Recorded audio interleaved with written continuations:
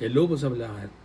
So, pag-usapan naman natin ang karapatan sa custodial investigation, yung tungkol sa piyansa at karapatan ng isang akusado.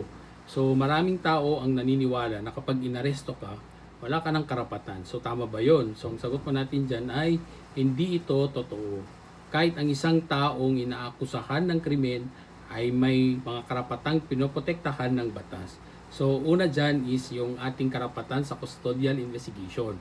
So, ang legal na patayan natin dyan is of course yung ating 1987 Philippine Constitution, particularly Article 3 o Section 12. Nandyan din ang Republic Act number 7438. Nandyan din ang Republic Act 10353, yung kaugnay na protection sa mga detained. So, kapag ikaw ay inaresto o iniimbestigahan ng pulis, may karapatan kang una, manahimik, or yung ating karapatan to remain silent. Pangalawa is magkaroon ng abogado na sarili mong pinili. Pangatlo is kung walang kakayahang kumuha ng abogado, bibigyan ka ng libreng abogado. Hindi persahin, takutin o saktan o torturin upang kayo ay umamin. Panglima is may paalam sa inyong pamilya o mag-anak ang iyong pagka-aresto. So anumang pag-amin na nakuha ng walang abogado o sa pamamagitan ng pamimilit ay maaaring hindi tanggapin bilang ebidensya sa hukuman.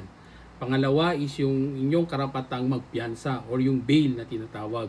So ang legal na batayan natin is 1987 Philippine Constitution o particularly Article 3 Section 13. So nandyan din ang rules of court nandun sa Rule 114. So ang piyansa ay isang garantiya upang pansamantalang makalayang akusado habang dinidinig ang kaso. So, bilang pangkalahatang tuntunin dito, may karapatan sa piyansa kung ang kasong isinampa ay hindi pinaparusahan ng reclusion perpetua, life imprisonment o kamatayan. Noong umiiral pa ang death penalty. So, kung ang krimen ay may parusang reclusion perpetua, maaari pa ring magpiyansa kung mahina ang ebidensya ng pagkakasala batay sa desisyon ng hukuman pagkatapos ng bail hearing.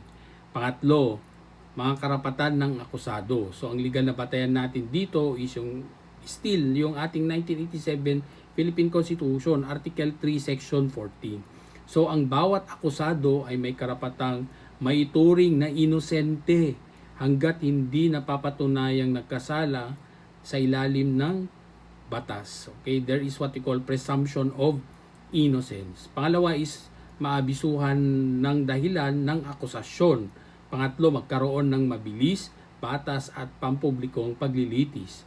Pang-apat is yung harapin at makross-examine ang mga testigo laban sa kanya. Magpresenta ng sariling ebidensya at mga testigo. Magkaroon ng abogado sa lahat ng yugto ng paglilitis. At hindi piliting tumestigo laban sa sarili or yung ating tinatawag na right against self-incrimination. So, laging tatandaan, ang human rights ay hindi gantimpala sa mabuting tao. Ito ay proteksyon ng batas para sa bawat tao, maging siya man ay inosente o inaakusahan pa lamang.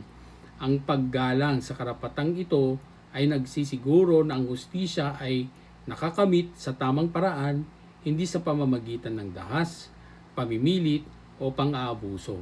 So, Attorney Kid Castro po, ating partner sa batas, panatag ang loob ng taong may alam.